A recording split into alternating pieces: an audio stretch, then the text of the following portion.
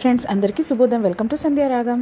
నేను రెగ్యులర్గా వెళ్ళే టెంపుల్ శ్రీ సీతారామాంజనేయ దేవస్థానంలో కార్తీక మాసంలో ఎన్నో వివిధ రకాలైన పూజలు జరుగుతున్నాయి. దానిలో భాగంగానే ఎవ్రీ డే ఈవినింగ్ 6:30కి ఆకాశ దీపాన్ని పెడుతున్నారు. తరువాత కార్తీక పురాణం, విష్ణు సహస్రనామావళి చదువుతున్నారు.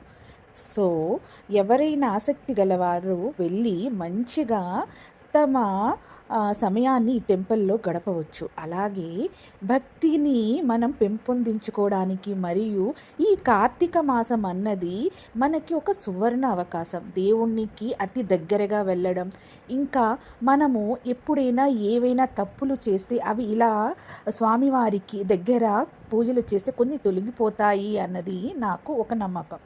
సో ఇంట్రెస్ట్ ఉన్న వాళ్ళు వెళ్ళి మా సింపుల్ అయిన టైంని వాల్యుబుల్గా చేసుకునే సువర్ణ అవకాశం ఇది. సో నాకు వీలు పడట్లేదు. అట్లీస్ట్ మీరైనా వెళ్ళి ఆ సమయాన్ని ఒక మంచిగా వినియోగించుకుంటారని నాకు ఒక నమ్మకం అనమాట. అందుకే మీతో షేర్ చేస్తున్నాను.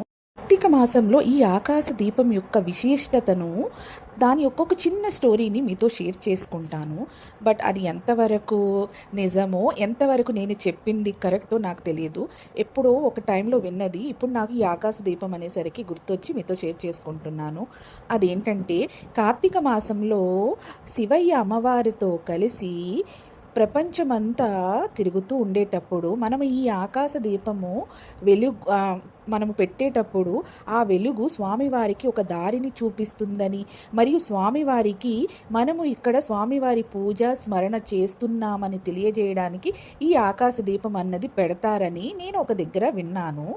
సో అది మీతో షేర్ చేసుకుంటున్నాను. ఇంకేమైనా మీకు తెలిస్తే నాతో షేర్ చేసుకోవాలని మనస్ఫూర్తిగా కోరుకుంటున్నాను. అలాగే ఈ టెంపుల్లో రెగ్యులర్గా జరిగే పూజలు రెగ్యులర్గా జరుగుతూనే ఉన్నాయి. దానితో పాటు స్పెషల్గా శివయ్యకు రుద్రాభిషేకాలు, అలంకారాలు, ఇంకా ఇలా ఈవినింగ్ టైంలో పురాణాలు, గాథలు, విష్ణు సహస్రనామాలు, లలిత సహస్రనామాలు ఇవన్నీ రెగ్యులర్గా జరుగుతున్నాయి. మనము ఒక్కరము ఇంట్లో చేస్తేనే మన ఇళ్ళంతా ఒక భక్తి యొక్క వైబ్స్ అన్నది ప్రచురింపజేస్తుంది. అలాంటిది అంతమంది ఎట్ ఏ టైం విష్ణు సహస్రనామాలు చదివితే ఇంకెంత తేజోవంతంగా ఉంటుందో ఆలోచించండి. సో అతి సువర్ణమైన అవకాశాన్ని మీరు కూడా పాలు పంచుకుంటారనే ఉద్దేశంతో మీతో షేర్ చేసుకుంటున్నాను. ఈ వీడియోస్ అన్నీ నాకు ఆ దేవాలయంలో ఉన్న ఒక పెద్ద ఆయన నాకు షేర్ చేస్తూ ఉంటారు. నేను మిస్ అయినవన్నీ ఇలా చూసి ఆనందిస్తూ ఉంటాను. నేను ఆనందించడమే కాకుండా మీతో కూడా షేర్ చేసుకుంటూ ఉంటాను.